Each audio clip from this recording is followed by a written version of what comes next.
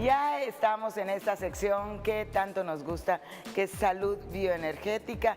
Y bueno, el día de hoy vamos a tratar un tema que hemos estado guardando un poquito, pero que consideramos muy necesario, sobre todo en estos días de gran presión social, presión económica y todos los fantasmas que nos salen en la mente, para hablar de los miedos y las fobias. ¿Qué repercusión tienen en nuestro cuerpo, en nuestra mente y en nuestra vida? Y yo le doy la bienvenida con toda mi admiración, respeto y cariño al doctor Santiago González Ambrosio. Doc. Sí, como siempre, un placer, gracias. Sabes que es altamente correspondida. No, y como siempre, pues es una alegría compartir con ustedes el viernes aquí disfrutando al son Caribe. Sí, qué bueno que ya regresó con nosotros los viernes. Que sí? No, para que disfrute. Ya es uno de los grandes atractivos por los cuales estoy acá. ¿Ya ves? La música. Es la verdad, es la verdad. Oiga, Doc, el tema de los miedos. En estos días todo el mundo parece que vive con miedo, con temores, con, ay, si hago esto me va a pasar esto, o qué pasa. Es correcto.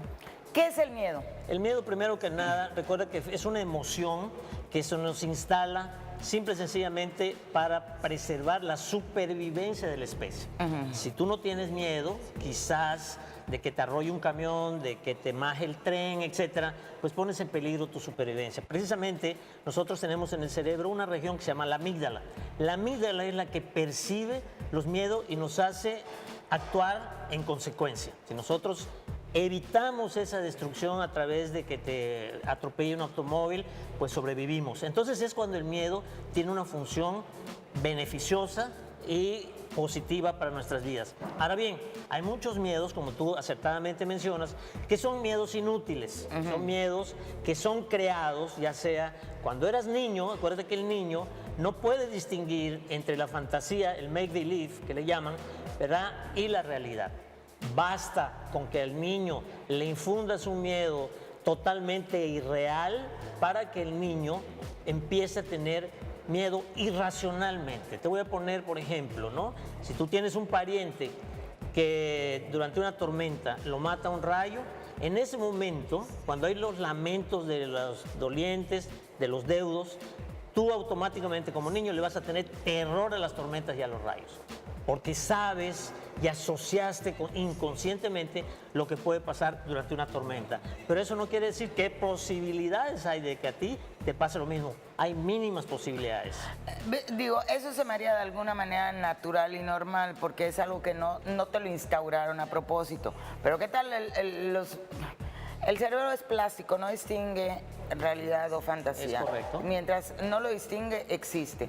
Por eso, si tú le dices a un niño, ahí viene el coco, o ahí viene te va a llevar el chivo brujo, la llorona, o ves a etcétera. ese señor que está allá, te va a llevar, y además te acusan, qué cosas más feas las mamás.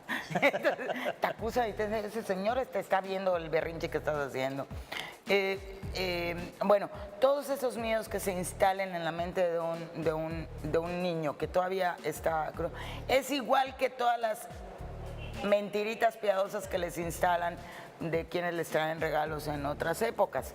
O sea, son las mismas mentiritas, ¿eh? Mentira es mentira. Es correcto, no hay piadosa. No hay piadosa, ni hay, ay, es una ilusión. Una es mentira, no, es una mentira. Es una mentira, exacto. Entonces, si tú puedes creer que alguien mágico te trae juguetes, pues de la misma manera puedes creer que alguien mágico te jale los pies en la noche. Es correcto, ¿verdad? Es correcto, sí. Entonces vives con ese miedo y además lo peor es que te lo instala la persona en quien más confías, precisamente en la vida. Son tus autoridades. Y una vez que la autoridad se liga a la emoción abre precisamente el acceso a la amígdala y ahí ese miedo se instala para toda tu vida, ¿no? ¿Cuántos de nosotros, por ejemplo, tenemos un miedo social?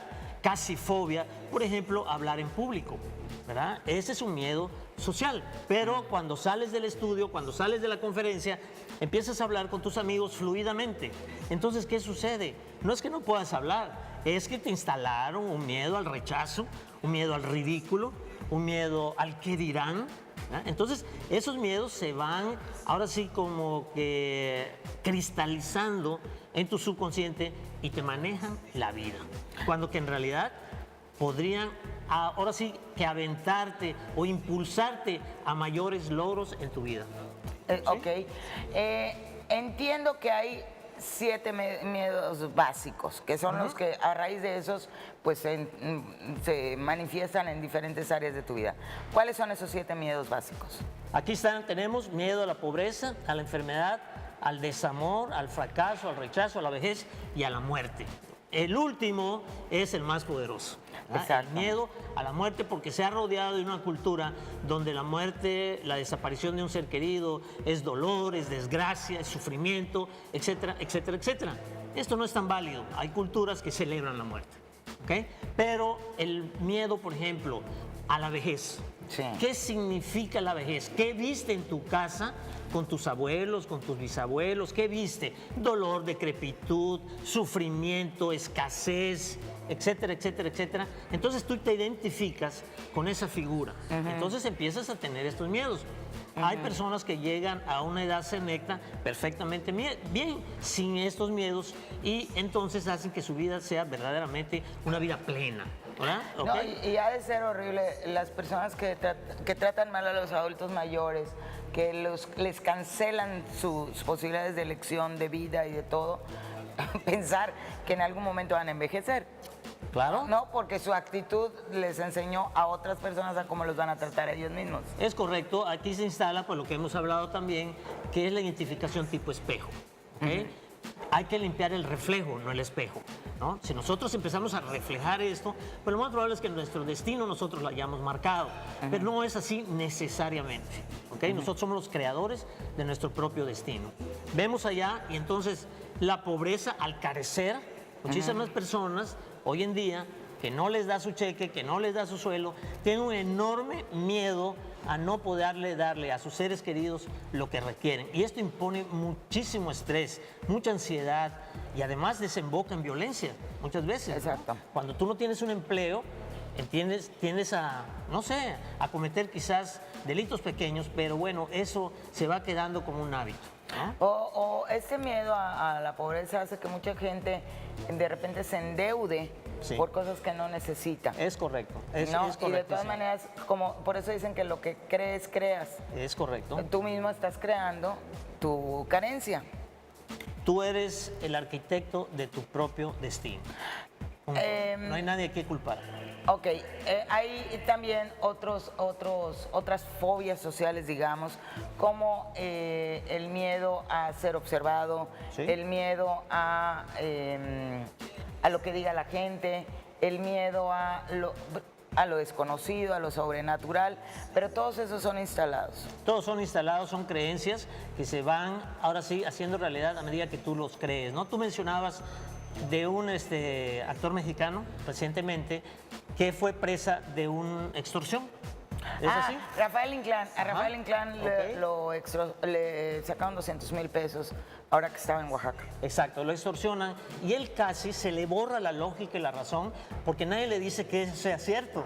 Él lo cree y responde emocionalmente. Fue un secuestro virtual. Exacto. O sea, no lo secuestraron. No lo secuestraron, pero él lo creyó. Pero Sí. además casi cae en pánico. Y el pánico y la fobia son muy parecidos. Dejas de pensar, se va la razón y la lógica y actúas de una forma totalmente irracional. Eso es lo que hace la diferencia entre un miedo común y corriente y una fobia. Sí. ¿Ok? Nada más. Tenemos la fobia a los espacios abiertos, que se llama agorafobia, la claustrofobia, no sé si te ha pasado, en un elevador, en un automóvil, en el avión, el temor a volar, que ese es otro. Y así tenemos muchas fobias. Y una de las características de las fobias es que tú decides evitarlas, porque sabes el grado de ansiedad que produce experimentar de nuevo esa fobia. Oiga, doctor, pues este tema es muy interesante y es muy interesante sobre todo porque tenemos que entender que parte de nuestra enfermedad, de nuestra psique está en la mente y todo eso es un sistema de creencias. Totalmente, es un sistema de creencias. La terapia es una transformación de creencias, nada más. Así que usted sabe, si tiene hijos, si tiene niños cercanos, usted sabe que el cerebro es plástico. Usted sabe que le puede instalar cualquier clase de cosas. Es correcto. Doc, Sí. muchísimas gracias. Un placer.